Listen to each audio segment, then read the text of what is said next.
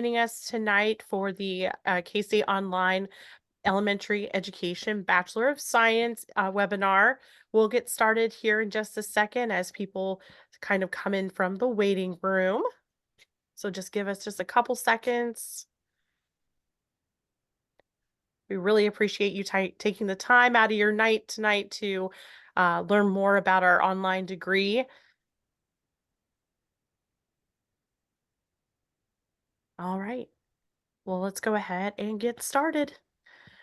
Again, thank you so much, everyone. My name is Sarah Kells. I'm one of the admissions representatives for K-State Online. I'm joined tonight by Dr. Levin and Mechelle Martinez and Marcus Kidd from the College of Education here at K-State. And they're going to be presenting and talking more about the program, the deep insides and outs of it. Be sure to locate the Q&A down at the bottom so that way you can ask questions as we go through the presentation. Some of your questions we might wait until the very end to address, but hopefully we can get some answered along the way. So our agenda tonight, it'll be about 30 to 45 minutes for the presentation, and then we'll save the very end for any questions that we weren't able to answer in the Q&A, or if anything comes up towards the end. Go ahead and, as I mentioned, locate the Q&A button at the bottom, but also the chat. Hopefully I believe I'll go ahead and unlock that now, so that way you all can tell us where you're from, and if you're a transfer student, or really any fun facts about yourself.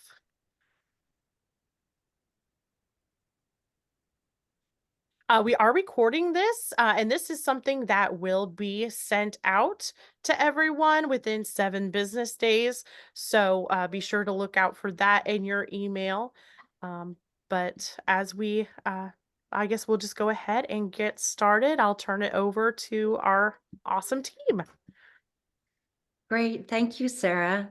Welcome, everyone. My name is Levin, and I coordinate the online program in elementary education. And it's a pretty fabulous program. And gosh, I wish I had done the numbers to be able to tell you how many folks have gone through it now. I think we're in our 6th cohort. So we've been operating for 6 years, which is amazing. And we've turned out some amazing, strong teachers across the state of Kansas, across the United States, and globally, which is very exciting. This program is what we call an innovative pathway to teaching for freshmen who want to complete all 4 years at K-State. You could come right out of high school, but most of the students that are in my program are those who have previously earned credits at a community college or other university. It's perfect for people that are already working in a school as paraprofessionals, or other people that are career changers who want to keep working while they're finishing their degree and then doing student teaching to earn their licensure in elementary education. So we're an accelerated real world pathway to making an impact in the classroom. We need good teachers in classrooms now more than ever.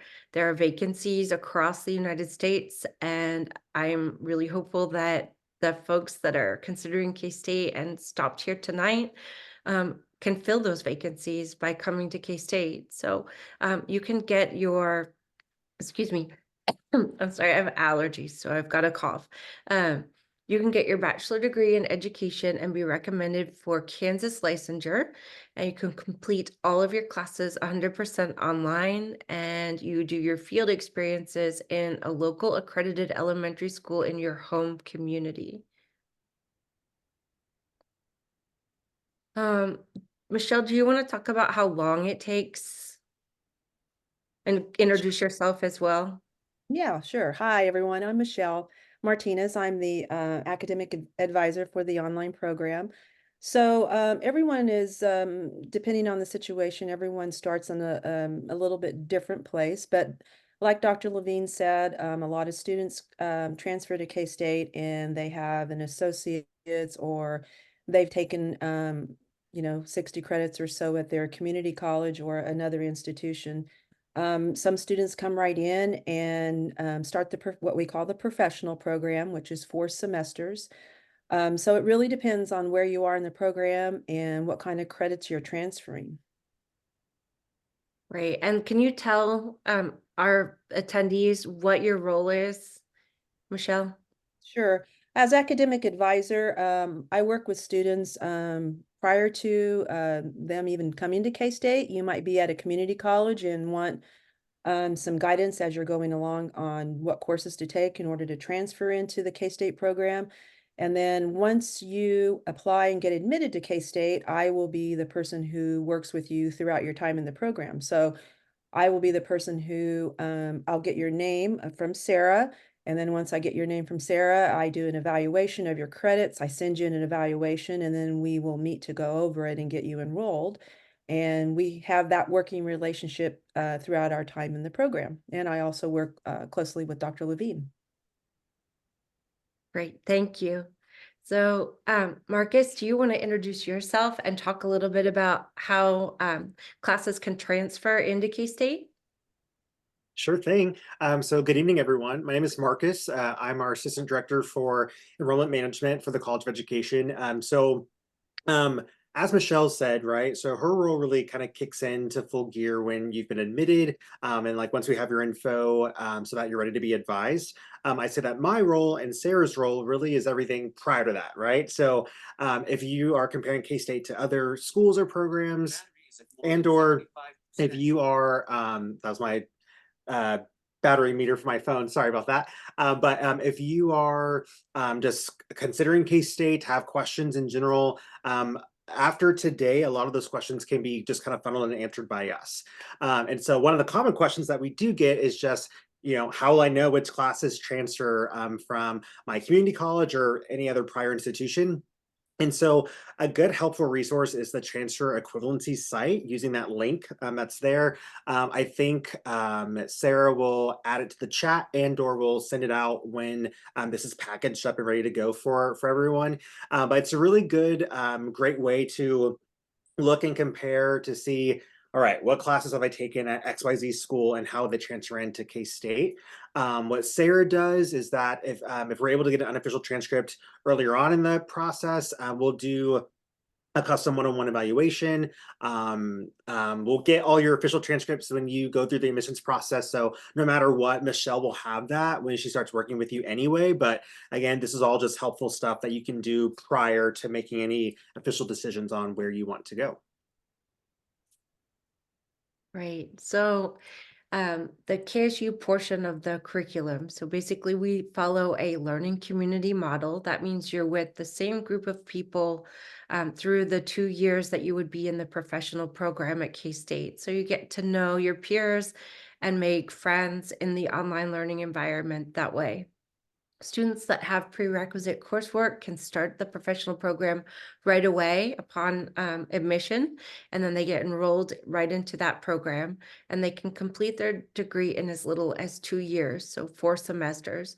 But for some people, depending on what you're transferring in, after Mechelle works with you, it may take a little longer, but in general, about 2 years to do the last part of our program.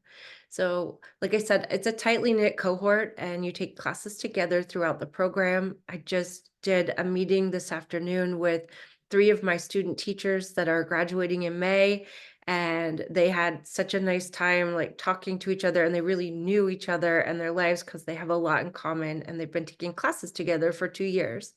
Students work closely with instructors like me. I teach a lot of the classes that you will take, and me, the program coordinator, to ensure your success. So we really do take our students' success to heart, and your success is my success. So that's, though we're a big program, we're a tightly knit group of people that really know each other. I'll say just a little bit about field experience because I oversee your field experiences as well.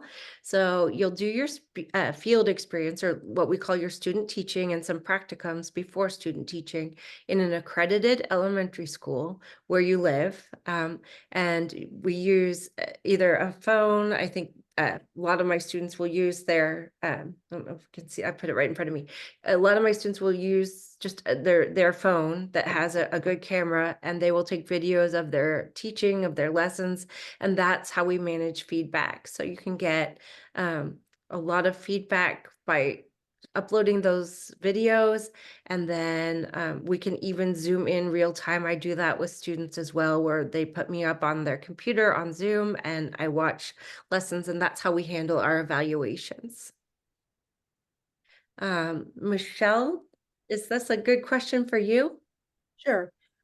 Lori, we have a question specifically related to the slide you just had about a student wants to, or a prospective student wants to know specifically what semesters or what they can expect when they will need to go into the classroom. Could you explain that? Yeah, I'm going to elaborate on that in just a little bit. I'm going to kind of show you the sequence of classes that you take, but basically you would do, we block our classes, and the first semester would probably be fall, unless you take some summer courses, which you can do. But fall semester, you would have a service learning experience that comprises about 20 hours, I believe.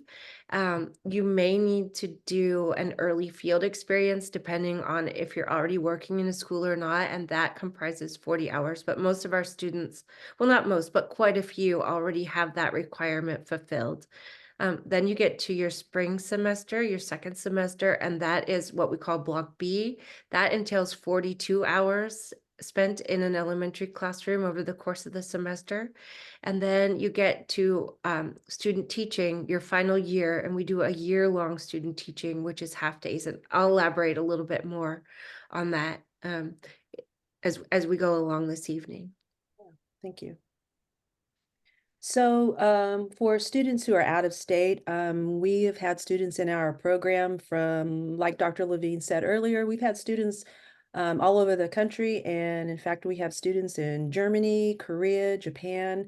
The important thing is making sure our students have access to an accredited school where they can be placed for their field experiences.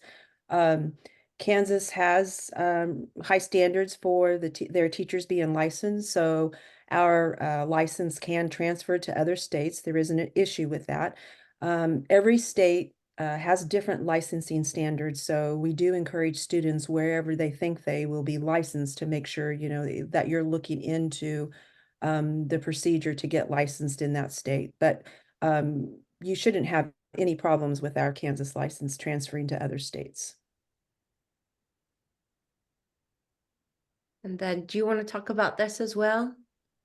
Yes, because you are in a Kansas-based program, accredited program through the state of Kansas and K-State, we do highly encourage students to get their Kansas teaching license. Even if you know that you will not ever be a teacher in Kansas, it'll just make the process easier as you go from graduating from our program, doing the test, completing the test, passing the test, and then applying for your Kansas license. It just makes the process easier. We've had a few students over the years who weren't based in Kansas, who decided not to follow the licensure process at the end, and that's totally, you know, up to you. But just in terms of getting the license in Kansas, it just makes the process easier.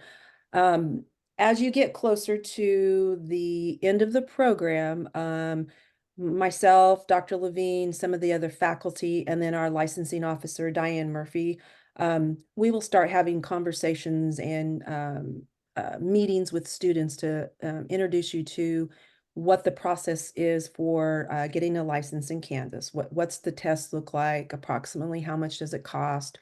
When you should take it, those kinds of things. I provide what I call a checklist, a student success checklist, at least once a semester to my students to help them understand the process of doing all these things that'll be coming up in your program. So you'll have great guidance and feedback in order to make sure that you get this process completed. did have a question come in kind of related. Once they license, do we have to relicense? In Kansas, I mean, once you have a Kansas license, you have an initial license. If you choose to get it, a license in another state, then, you know, that's up to you and their standards for when you should renew. But yes, you have to keep your license.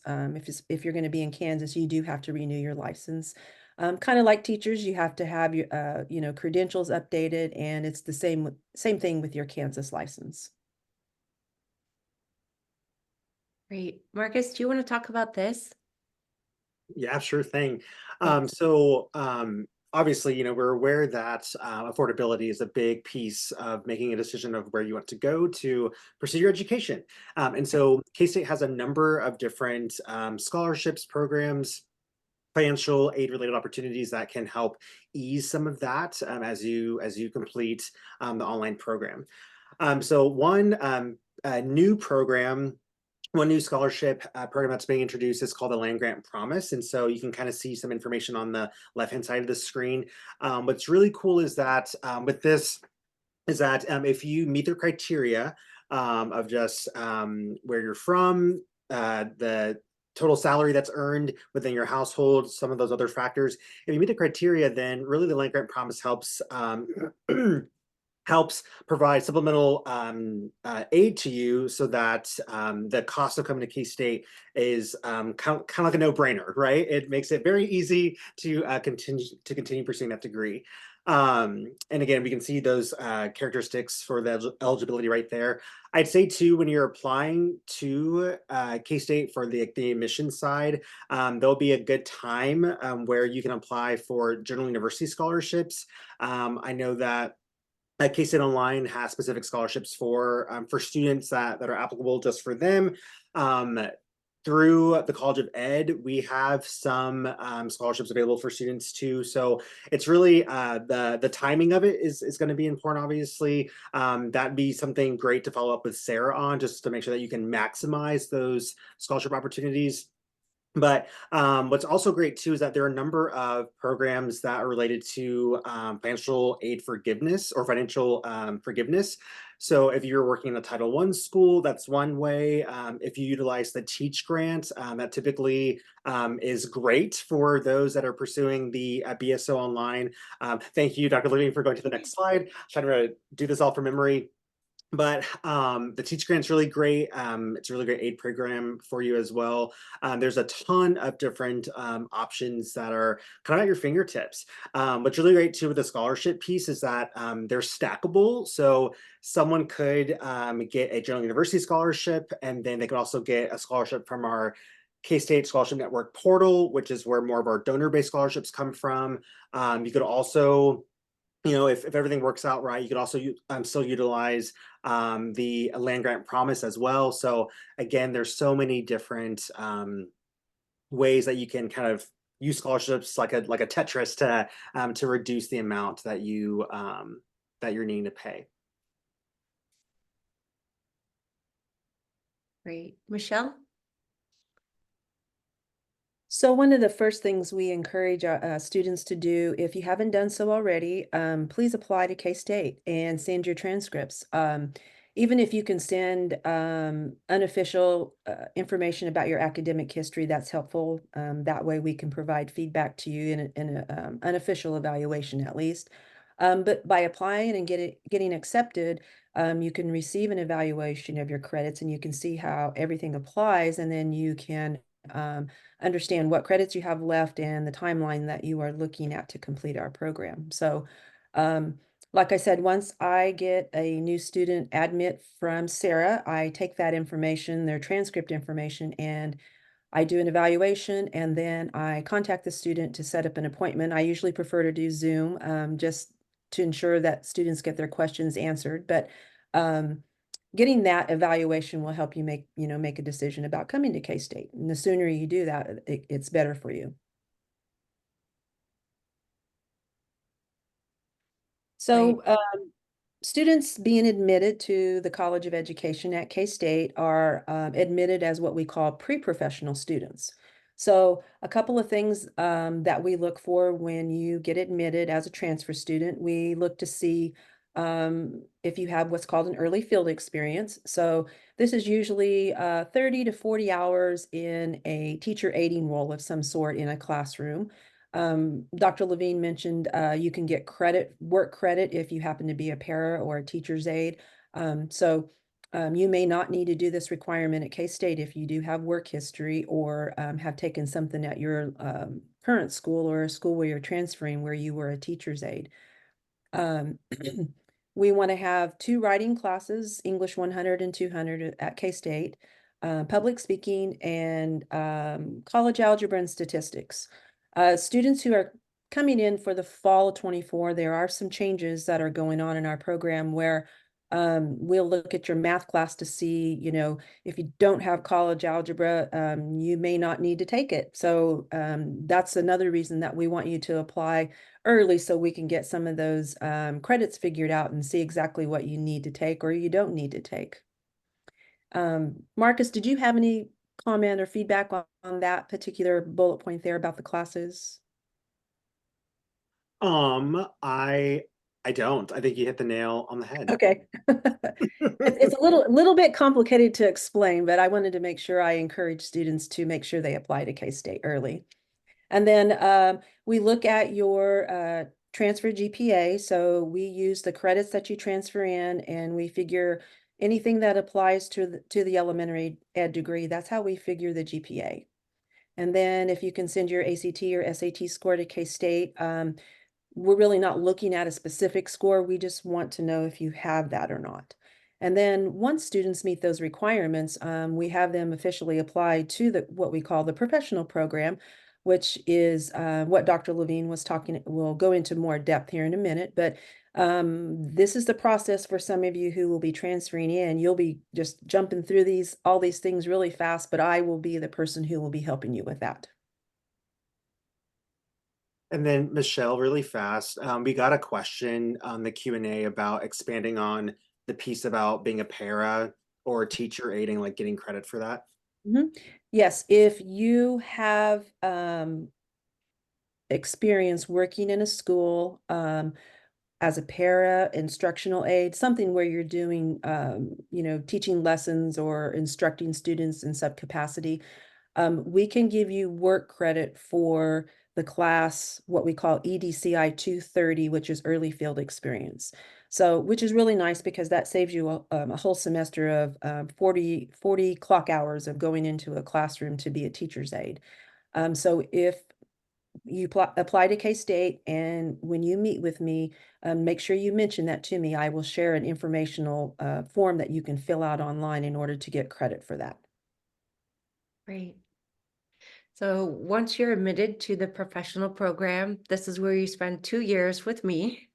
And this is what our program looks like right now. We're in the process, like Mechelle said, of updating some of the program to look a little bit different, but in general, it's a 4-semester sequence. And the neat thing about the way we set this up is that your student teaching is your final year, and you get to do a year-long elementary student teaching internship. So this gives you a lot of flexibility because you're teaching in your home community, and you can spread your last 2 semesters of coursework out. So it lessens the workload because you're spreading those courses over 2 semesters.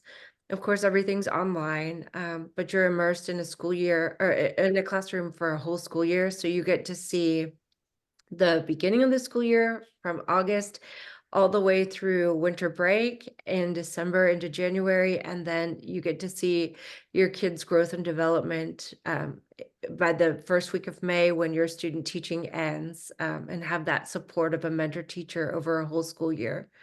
It's flexible in that you can do half-day scheduling. So some of my students do 5 half days per week. So the requirement is 20 hours of student teaching per week, minimum.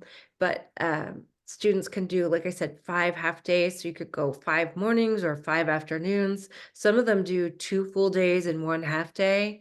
And this allows them to be a paraprofessional in the building or a substitute teacher or have work outside of the school and be able to still balance family and career and school, which is really great. And like I say, many students work in the same building where they're student teaching, so they don't have to go very far when they're reporting for work. Marcus, do you want to talk about our Career Center? It's fabulous. Sure thing. So one of the great resources that you'll get with being at K-State, part of the full package, is the ability to work with our Career Center. So how the Career Center is structured is that there are liaisons in the department that exclusively work with different sectors of the campus. And so our liaison, her name is Tiffany. And so, so she physically is in our space a lot, but also with that too, of course, she works with our online students in many different ways as well. So throughout the year, in general, there'll be many times throughout the year where you can participate in a quick resume review, where you can hop on a Zoom, share your resume, and then she'll look it over to give you feedback. There's also hosted by the Career Center, there's interview prep sessions. So either during the day and or at night, just kind of meet the demand of all of what folks have going on with work and whatnot. There's the opportunity for you to go through sample interview questions just for you to be able to best sell your experience. I'd say the nice thing too is that it's catered to the industry that you're in. So the questions that you'll be asked will really have you thinking a lot about, wow, what have my field experiences been like that I actually use in a professional setting to talk about why I should be hired by the school district? While it may range from, the kindergartner like pulling on your hair or whatever to having to work with a disruptive class or anything of the sort. It's really just being able to think of those professional development experiences and recall them in a way that you can use them effectively in an interview and professional setting. So I have a little bit of feedback from Karis, who graduated just a year ago now. It's already been a year. And so she says, "Hey, EdCats, I wanted to share a little bit about my amazing experience throughout the year-long student teaching program. This program allowed me to move back home to be with my fiance and family since I was wedding planning during this time, which was super helpful. I was able to student teach in the district that I went to school at, which was a very cool experience to come back in a different role. This program is amazing because you can work and make money while student teaching. I was able to student teach 3 days a week and substitute teach 2 days a week. Substitute teaching also gave me a great experience and looked great on my resume when I was applying for jobs. When interviewing for teaching positions, they would often ask what set me apart from other candidates. My answer was always that I had a full year of student teaching experience within the classroom. I was able to build better relationships with my students and see the school year from start to finish. If you are all considering this program, go for it. It's been one of the best decisions I have made." So thank you, Karis, for that great feedback. And I think with that, Sarah. Thank you so much. I really appreciate everyone for their presentation. So if you are ready, if you have any other questions, go ahead and get those in the chat or in the Q&A. But I'll go ahead and walk you through. If you are ready to apply, you can go to our website to fill out the online admission application. There is also a $40 application fee. However, for attending today, we are waiving that fee if you plan to start in the summer or fall semesters. Those are the only semesters that we are offering the application fee for. If you are interested in applying and taking advantage of that application fee, you will just need to email me. You can see there that May 1st is our summer application deadline, and August 1st is our application deadline for the fall semester.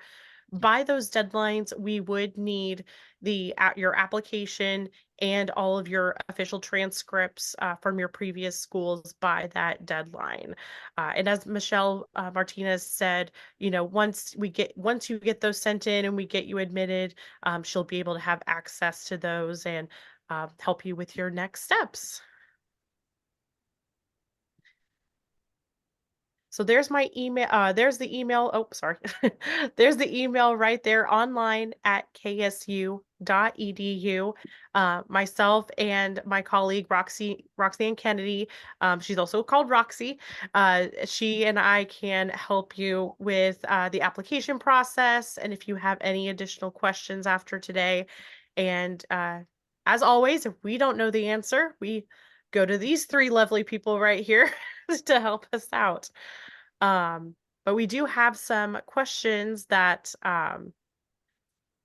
came up during the presentation. One is, can we talk about the master's programs as well? Yeah, absolutely. Marcus, do you want to talk a little bit about the MAT? Yeah, sure thing. So tonight's webinar was, of course, mainly focused on our BSO undergrad program. But what's really nice is that we have a master's program as well. So that is really meant to cater towards those that already have that full bachelor's degree.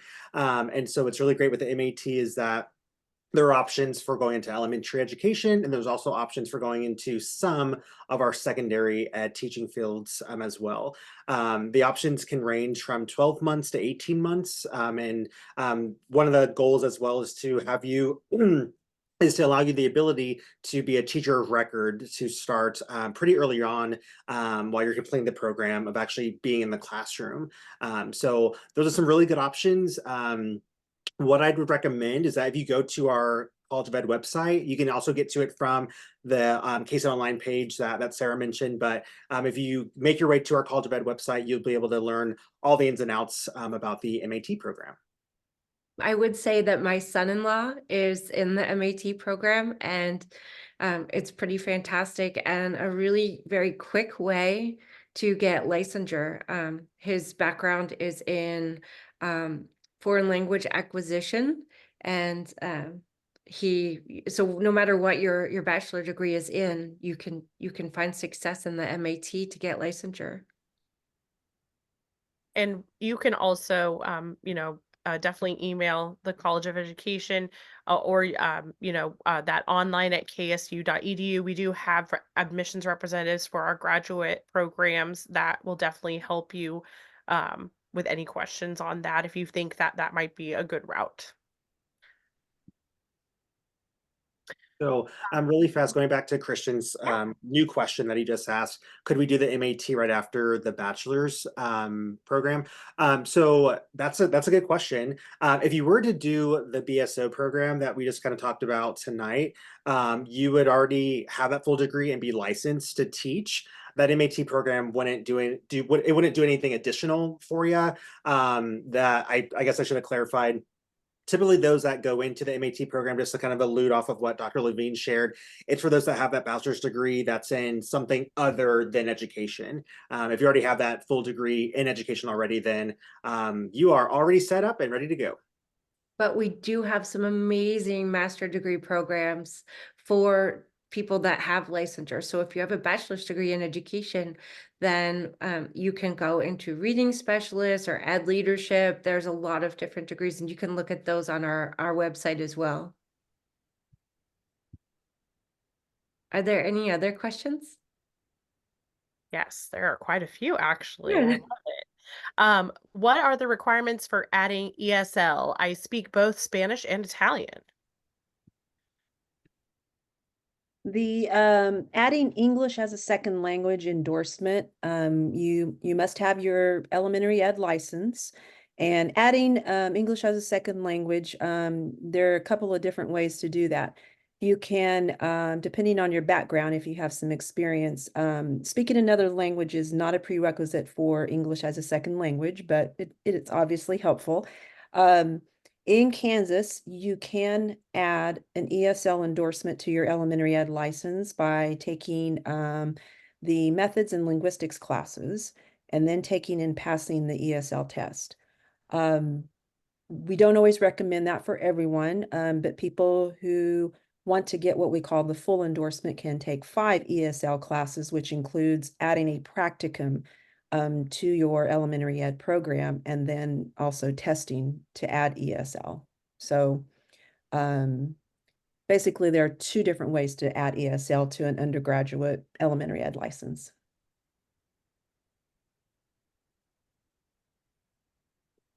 The another question is they're kind of going back to renewing the teaching license. They're located in Kansas. How often in Kansas does the relicensure have to happen?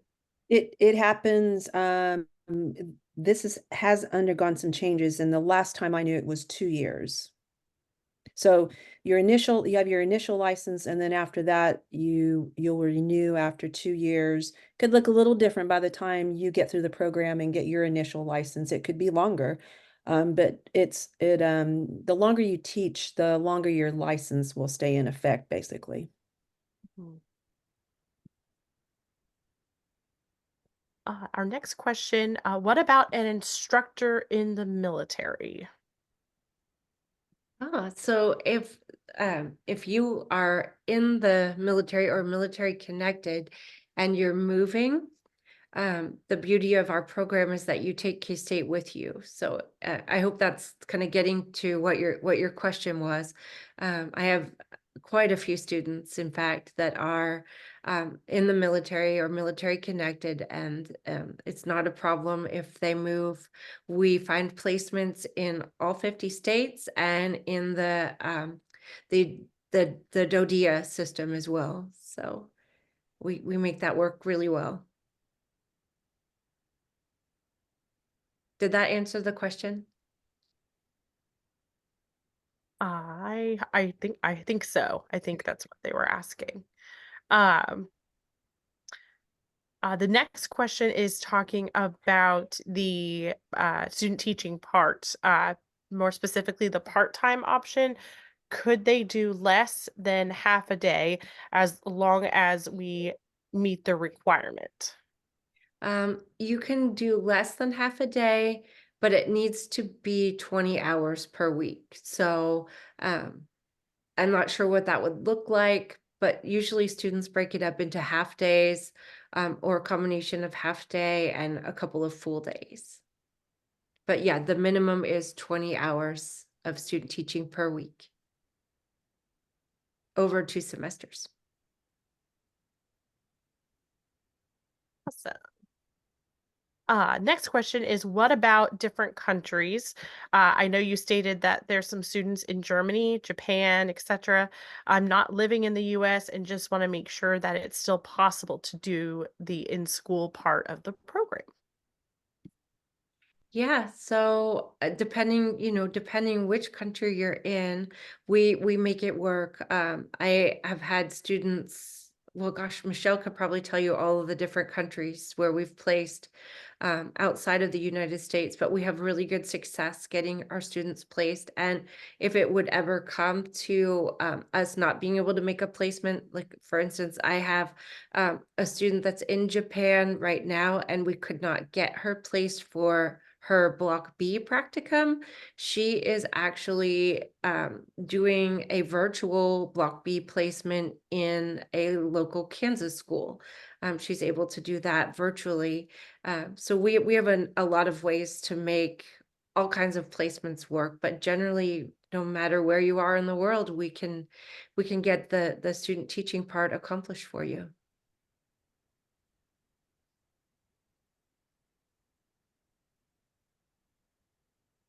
I will actually probably take this one. It says, I am a first-time college student, adult learner. I have never taken the ACT or SAT.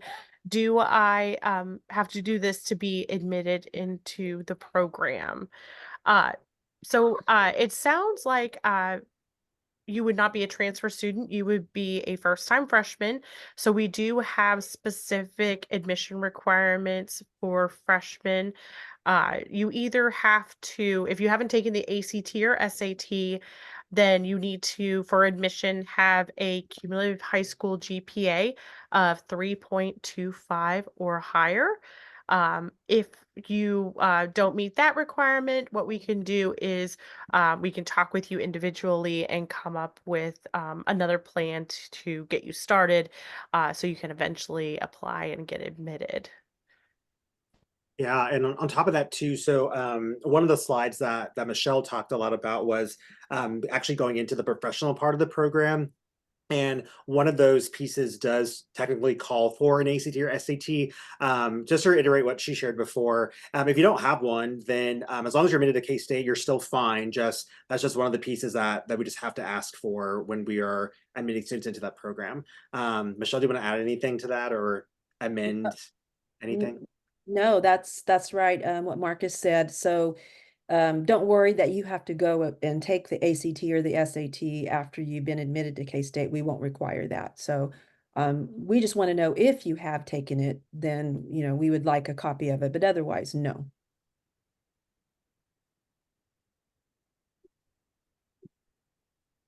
The next question is, so will I do all of my prereq classes, then apply for the program? Generally, that's what students will do is they do the prerequisite classes.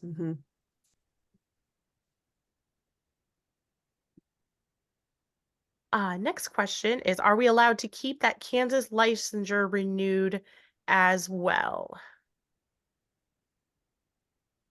I think so.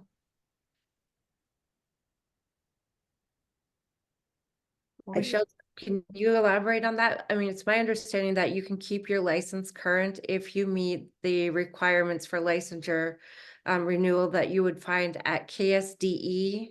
That's the Kansas State Department of Education. Yeah, I think I'm understanding the question. Like if you get a Kansas license and you're living in another state and working in another state, can you keep your Kansas license? And yes.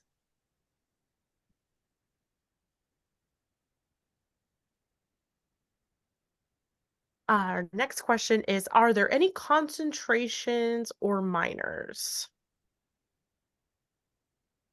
In the elementary ed curriculum that is coming for fall 24 that we mentioned briefly, we do not have what's called a concentration.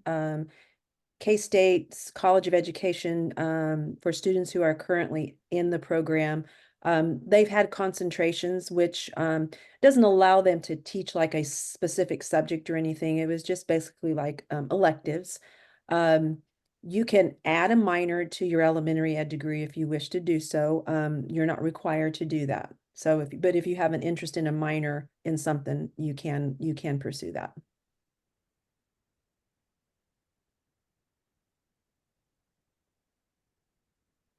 I believe this next question goes back to the military instructor question. Does being an instructor qualify for the PRE? Pre? I'm not sure. Oh, I think he might be asking about the early field experience, if that will qualify for waiver of the early field experience. So if that's the question, that the EDCI 230, the early field experience that students usually take in what we call the pre-professional program, students that apply for a waiver, we want them either working in a PK through 12 classroom. So the military instruction wouldn't count for that.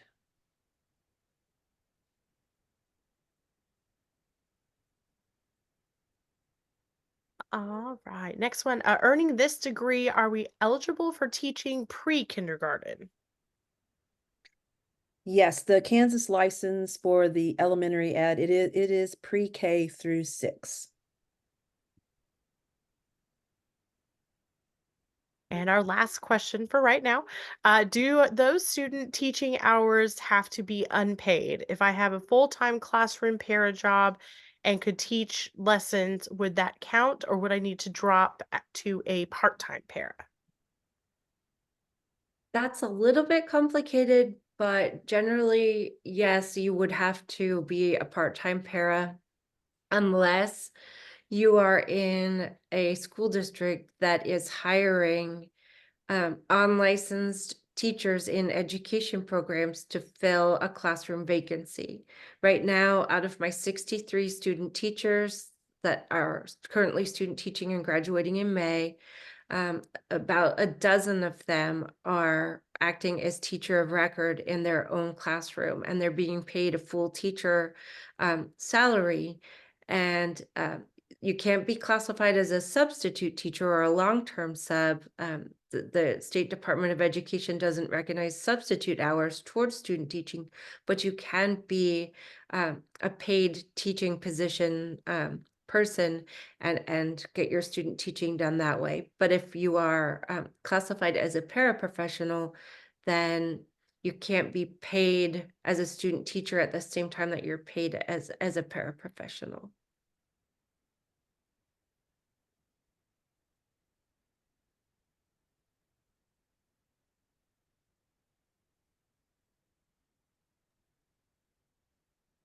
Our next question, I'm a 21-year-old paraprofessional and I work with a teacher who has over 46 years of experience. Would I be eligible to do my student teaching under her? More than likely, yes. I don't make the placements. We have a dedicated Office of Field Experiences that's overseen by our director, Dr. Wurzberger.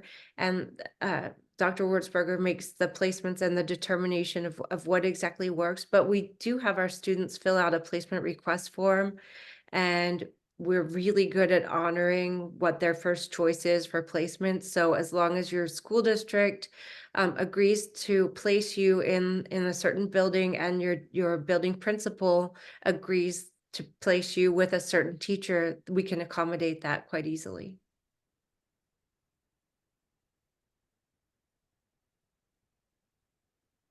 Right. Any other questions out there? I'll do a last call.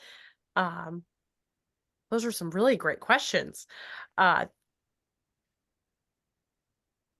all right. Well, thank you again to everyone for attending tonight. If you do have any other questions after this, please feel free to reach out to any of us and we'd be happy to help.